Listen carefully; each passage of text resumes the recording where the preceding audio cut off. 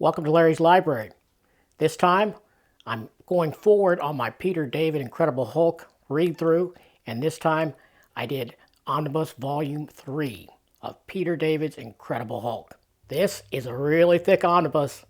I generally like my omnis to be about 700 to 1,000 pages. I think that's the correct size, if you will, for handling and for binding health, binding strength. But it's not what we got here. This one is 1,200 pages, but it held up pretty good. Didn't really have any problems with it to speak of. Let me check my notes here.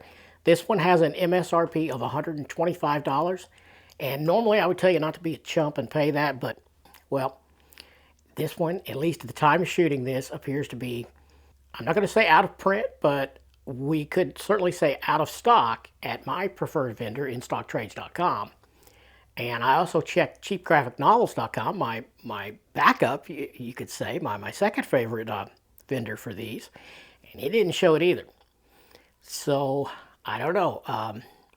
I'm thinking that this might be still in print, and I think we could see a restock happen on this one.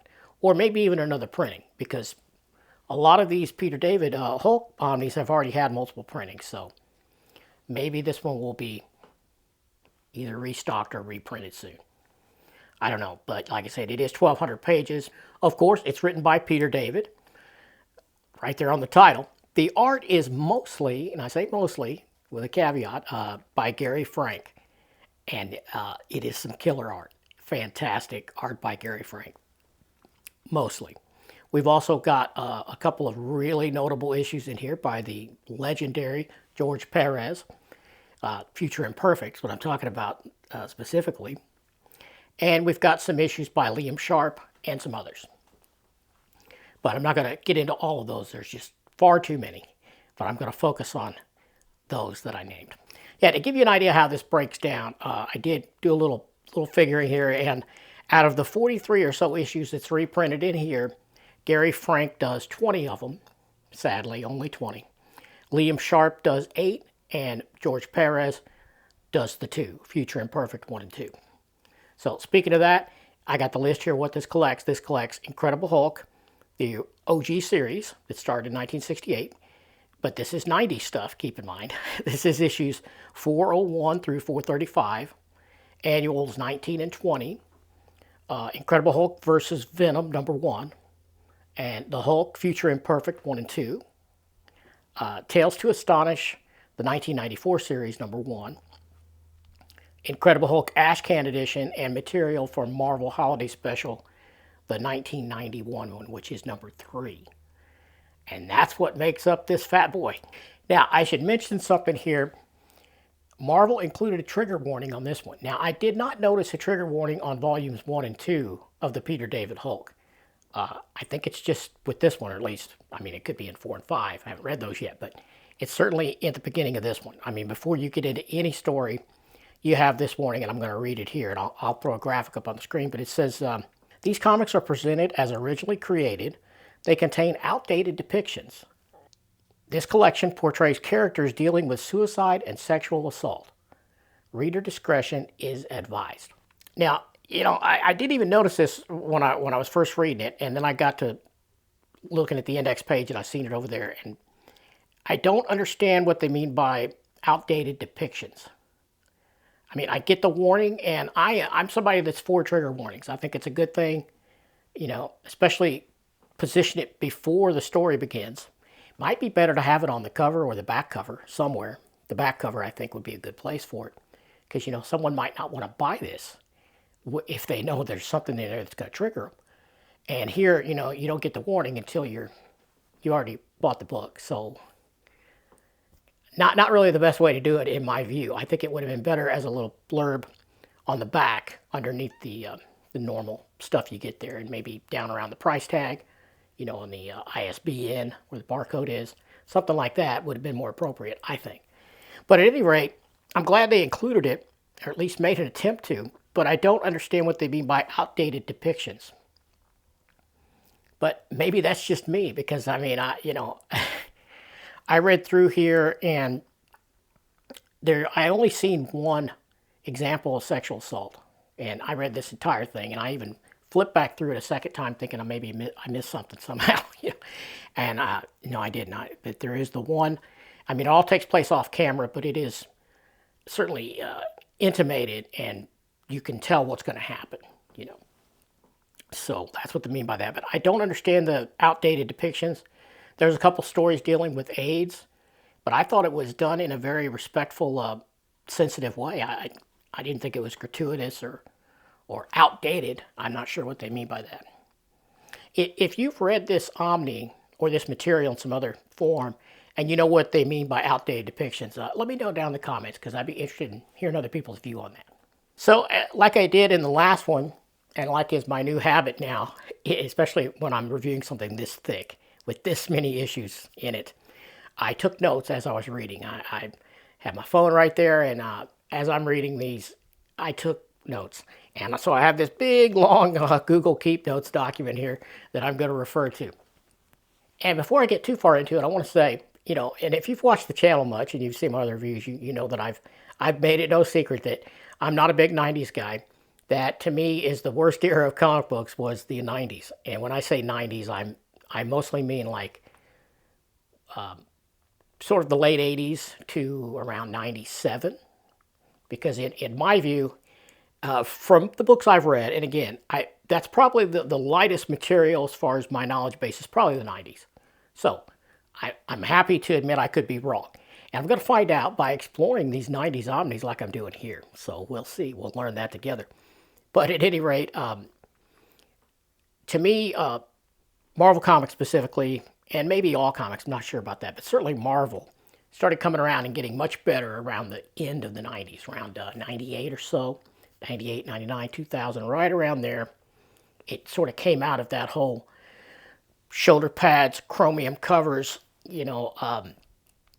enormous guns, crazy anatomy that is impossible and is silly looking at, that whole thing I associate with 90s, and that started dying down, at least with Marvel, toward the end of the 90s, around 97 or so. It starts getting much better. And then by 2000, I think they're mostly out of that fad. And that's how I see it, as a very faddish stuff going on there that I just didn't care for. So this Omni is right up in the heart of that whole deal, So we'll see how I handled it, and we'll go through my notes. So in this one of the story points that I made a note of is we've got Marlowe's brothers. Marlowe, who used to be the Hulk's girlfriend when he was in his Mr. Fix-It phase in past issues, who is now the girlfriend of Rick Jones. And she has had this, she's went into this near catatonic state from some events that happened in the last Omni. Check out that review. I'll link it. And here, no one's able to get her to speak. Rick's been trying to work with her and get her to come out of it. But yeah, it's not working. It doesn't seem to be. The brothers come to take her away. And they want to put her in a facility that can take care of her better than Rick Jones can. And so they go to take custody of her. Rick doesn't want to give her up at all. And they get a court order, and Captain America comes with the police to try to extract her from Rick Jones's apartment and enforce the court order. And yeah, it's bad. And of course, the Hulk sides with Rick, being his friend. And yeah, it's ugly. You got a battle with Captain America. Rick Jones assaults a bunch of policemen. How he doesn't wind up in jail is crazy. But during all that altercation, she does finally speak and is snapped out of her catatonic state. So that was a good thing that came out of all that turmoil. But that's one of the story highlights of this Omni, I think, is that whole ordeal. And then you have the Hulk getting into the Hulk and the Pantheon, which the Hulk is now in control of, for reasons. They get into this big conflict with Nick Fury because the Hulk goes to break out a former girlfriend, or a former high school girlfriend of his. I think it was high school, maybe college, I don't know. But anyway, he goes to get her out of this. She's a political prisoner, but it's in like Utah or somewhere where she's being held. And he goes in there with his Pantheon people to bust her out. And he comes into direct conflict with Nick Fury and S.H.I.E.L.D. And it is a mess, but it's some great battles take place there. Yeah, and then during the midst of all this, or right around that time, Rick Jones asked Marlowe to marry him. And of course she says yes. So that's pretty cool. There's a lot of issues that are shared between Paul Pelletier and Gary Frank. So like certain sections, Paul Pelletier will do the pencils on. And it's fine. It's not bad. I mean, he's no Gary Frank, but it's pretty good stuff. And it doesn't clash too much. It's not too radical of a style shift that it was okay. I can certainly deal with that. Gary Frank's Hulk, I think, is really good. I enjoyed the hell out of it. I really did. The only thing I could criticize really is Gary Frank tends to make the Hulk's head very small in relation to his frame. And I mean, I get it should be smaller somewhat because the Hulk is just huge. But I think he goes a little overboard with that. It's just a little bit too small proportionally. But it's not bad. I've seen a lot of artists do much, much worse with the Hulk. And I would greatly prefer Gary Frank's Hulk to nearly every other iteration I think I've seen. I mean, if I had to pick, I think I would probably say, of course, Kirby, John Byrne, Dale Keown, and then probably Gary Frank. But that was an impromptu list. I didn't think that through. Maybe that should be a top 10, huh? I don't know. Tell me what you think. Do you want to see my top 10 Hulk artists of all time? Maybe after I finish all these Omnis, I'll have a better opinion because I'll have seen a lot of artists working on him by that point. There is a fun call out to John Byrne's She-Hulk fourth wall breaking that happens here because the She-Hulk guests in one of these stories, and she turns and does the fourth wall breakage, that John Byrne made famous. But everyone else in the story is like, who are you talking to? They don't, because she's not in her own book. She's in another person's book, and she's still breaking the fourth wall. I thought that was awesome. I'll show scans of that. Another big part of this Omni, really good part, is the Trojan War. That's how you pronounce it. And that's where Atalanta of the Pantheon is kidnapped by this alien that wants to marry her, that wants to take her as his wife or something. Long story, but it involves the Pantheon's origins even, which you find out later. I don't want to give too many spoilers out here, but so the Hulk ends up going on a space mission with the Pantheon, and they have spaceships, as you do, right? And they go after Atalanta, so they end up battling these Trojan, this alien race. And man, Starjammers end up getting involved, and the Silver Surfer is there. And wow, seeing Gary Frank draw the Silver Surfer is spectacular. Man, I would put him on a Silver Surfer book if I had the power. It is good. It's really good. Hopefully I'll show some scans of that as well. And Gary Frank's Starjammers is something to behold. Really good. Yeah, and I even note here that the Trojan War issues are so awesome and so fun and fantastic and spectacular to look at. I would love to see a gallery edition of that. Now, I'm not sure there's enough issues in there to have a gallery of that. I think it's only 4 issues. So I think a gallery needs to be probably at least 6 or more. But maybe we could have enough filler material, sketch art and concepts and pinups and things like that. Maybe we could fill it out. I don't know, but I would buy it even if it was, thinner than normal. Because, man, it is awesome. If I had the money to collect original art, I gotta say, I would want some Gary Frank Hulk art from the Trojan War issues of Incredible Hulk. I really would. It's great stuff. And next thing I noted here is Future Imperfect, and that is a legendary 2-issue mini that George Perez did the art for, where we see the Maestro, which is the Hulk, in this far-flung alternate reality future where he has become the ruler of everything, the ruler of this post-apocalyptic, terrible version of Earth. And it's kind of like it's sort of like Days of Future Past, but for the Hulk universe, or the Hulk characters in their lore. That's certainly what it reminded me of. Very well done, very enjoyable. If you haven't read that, it's worth buying the Omni just for that alone, to get that in oversized. It's really good stuff. Now, I understand that the Maestro, the Hulk Maestro Omnibus, which I consider a volume 6, an unofficial volume 6 of the Peter David Omnibus, Incredible Hulk Omnibus series, it includes the 2 issues of Future Imperfect here, but then it has all the other Maestro appearances afterwards, which they're not all written by Peter David, but most of them are.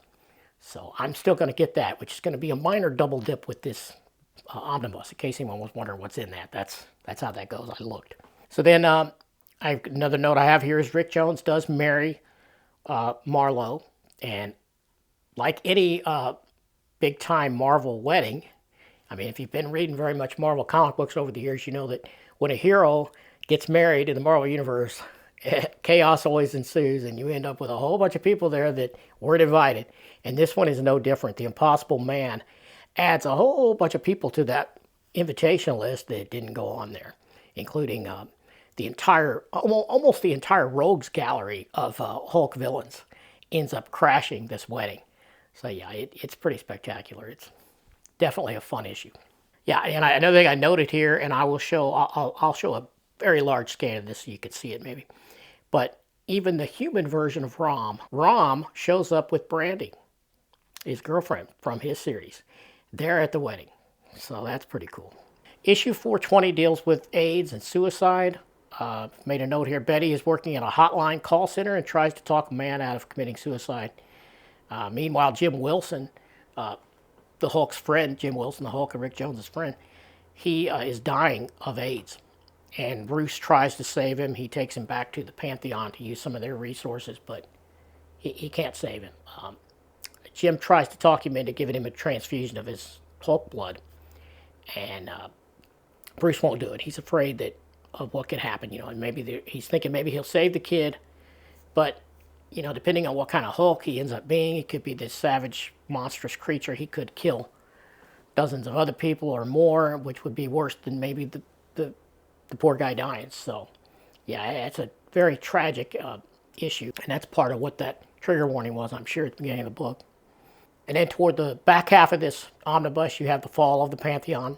I won't go into too many details there because I don't want to make it too spoilery, but yeah, that happens. And that's a pretty good storyline, very powerful. And Liam Sharp takes over penciling around that time. Toward the last 20-30% of the book, we lose Gary Frank. And we no longer have the beautiful Gary Frank penciling, unfortunately. And Liam Sharp takes over, and I got mixed feelings about the Liam Sharp stuff. There's individual pages that are fantastic, and a lot of those covers are spectacular that he did. And I like certain panels, and he's a very detailed artist, and I appreciate that. But he goes back and forth between this very cartoony style, which seems out of place for the Hulk, in my opinion, to hyper-realistic, and then back and forth. And it's very jarring to me. I don't know. I mean, some people probably really like that, but I didn't care for it. And also, his Hulk anatomy is so over the top, it makes the Gary Frank small head thing seem like a very minor thing, because here you have the Hulk's arms, his biceps, are bigger than his waist. I'm not kidding. I mean, one of the Hulk's arms is depicted by Liam Sharp, at least in these Hulk issues I have in this Omni. Maybe later, his art style, I'm sure, changes. But yeah, just one arm is bigger than the way he draws the Hulk with this tiny waist. It's kind of weird, and it didn't always work for me. His storytelling is really good, and the detail is nice. But yeah, I didn't think it was a great fit. That's just my opinion, And another thing I might note here is by the time we're at the end of this Omni, the last 30% or so, that chunk, we're well into the whole 90s, the extreme 90s by that point. And so that art maybe fits with that style where everything is hyper exaggerated. The musculature, the anatomy is just crazy. They make late 70s Jack Kirby look like normal anatomy. I mean, they're that far out of whack, in my opinion. And that's part of the reason I don't really care for the 90s as a whole for comic books. Yeah, and I've got one last note here on this one is, after a tragic event that I won't spoil here, the Hulk psyche undergoes a new transformation. And now, at this point, by the end of this omnibus, when he gets angry, if he loses it completely and his temper reaches a critical level, he physically turns into Banner. But mentally, he's the old savage 4-year-old, 5-year-old Hulk with the Hulk smash, all that. But he's in Banner's frame. which I thought was a really, really inventive thing for Peter David to do here. And it's really unfortunate for the Hulk, because we had this Ultimate Hulk that I talked about before this. He's integrated. All of his personalities are integrated. He has the intellect of Banner, the brilliant scientist, but he has the physical frame of the Hulk. So he's kind of got it all, right? But now, after this tragic event, which I'm not going to name, this thing screws with him again, and now he has it to where he has to control his temperature, because if he doesn't, he's going to revert to Banner's frame and lose his intellect at the same time. So that presents a lot of problems for our boy Banner. Another thing that really pissed me off, quite frankly, about this omnibus is the last 275 pages or so. The art is full bleed. Now, that part doesn't piss me off. I like full bleed as much as anyone else. You know, the art is top to bottom. I mean, you know, the page, there's no white border. It's just art from one end to the other, like that. But as a side effect, there's no page numbers. Now, they counted the pages, because if you look in the index at the front, it shows you it has an index page. It shows you at what page number each issue begins at, including the last 30% of the book. But you can't use them because there's no page numbers printed on those pages. All the way up to the point where until you get into the full bleed art, basically around the Liam Sharp era, a little bit before, I think, the pages tend to be art all the way, and no page numbers printed over that. Now, I don't know why. I don't know why it's so difficult. Maybe one of my viewers know more about printing than I do. It wouldn't be hard. I don't know a lot about it. Maybe you could tell me why that is. Is it really that difficult for them to have maybe changed the font from black to white so it shows up better against the artwork, and continued the page numbering? Why do we have no page numbers for the last 30% of this book? Is it really impossible to do that with full bleed art? I mean, that's crazy. So, yeah, it made it a little difficult for my, for when I'm trying to reference what pages I want to scan later. And that's one of the things I have in these notes here, is what pages I would like to scan. I made notes of that, and it got real difficult toward the end, What are you going to do? You're going to count all the pages? That's crazy. Anyway, I don't want the video to be just a rant about page numbers, but I had to mention that. So overall, I really did enjoy this, but it was extremely uneven, way more uneven than the previous volume, than Volume 2, and certainly more than Volume 1. So for me, this is an 8 out of 10. I mean, it's still a strong score, and I still recommend it, but I hope that Volume 4 doesn't get even worse. But I have a feeling as we get deeper into the 90s, to the extreme 90s, I'm probably going to like these less and less. But we'll see. We'll see. I am reading the next volume right now at the time of shooting this one. So we'll see how that goes. I mean, I'm hoping for the best. The writing has never faltered at all. That's been strong throughout. So yeah, I am loving the Peter David Hulk. I just wish he could retain an artist for a little longer than he has. And when they do have fill-ins, I wish they weren't so disruptive. So that's my criticism of this one. But it is an 8 out of 10 for me. I hope you enjoyed looking at all this art and hearing my comments on this omnibus. And I will catch you next time.